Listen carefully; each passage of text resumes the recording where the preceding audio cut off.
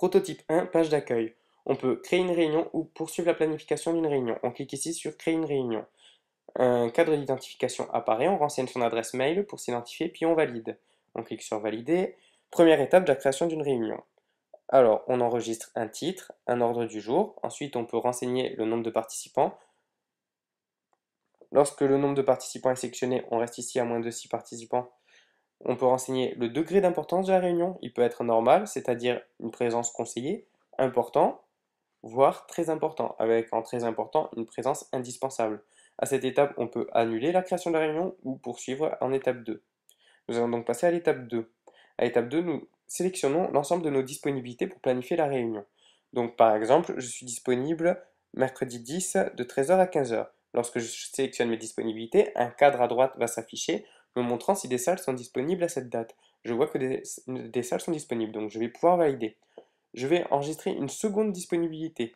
Donc le même jour, à un horaire différent, un autre cadre s'affiche en me montrant si des salles sont disponibles.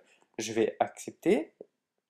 Ensuite, je vais renseigner ma troisième disponibilité. Lorsque je renseigne cette troisième disponibilité, un cadre s'affiche et il me montre qu'aucune salle n'est disponible. Je vais donc rejeter. Il n'y a aucun intérêt à faire une réunion lorsqu'aucune salle n'est disponible. Donc je retombe sur mes deux disponibilités précédemment choisies. Je passe ensuite, en cliquant sur suivant, à une autre étape. Ici, je peux ajouter des collègues au choix de la réunion. Donc tout simplement en cliquant sur ajouter un collègue, je vais choisir ici par exemple Arnaud, je vais valider et je vais pouvoir lui envoyer un message lui indiquant la réunion et lui demandant de choisir entre les dates que j'ai choisies. Donc on va envoyer cet enregistrement. On tombe ensuite sur cette page qui est un peu plus compliquée.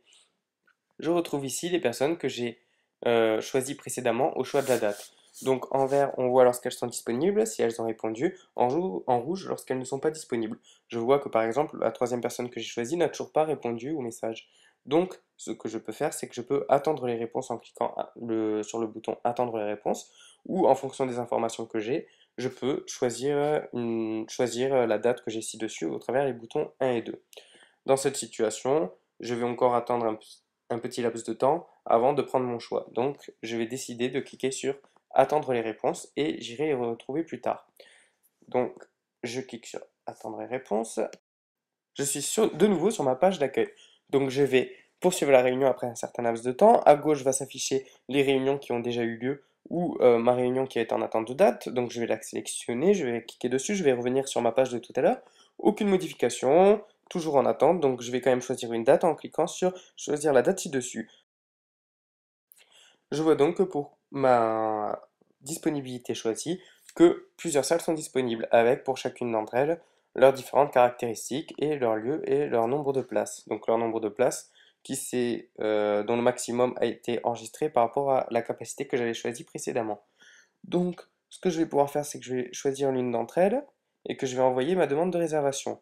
Donc je vais cliquer sur envoyer la demande de réservation et je vais avoir un retour instantané du service dans la partie en pointillé.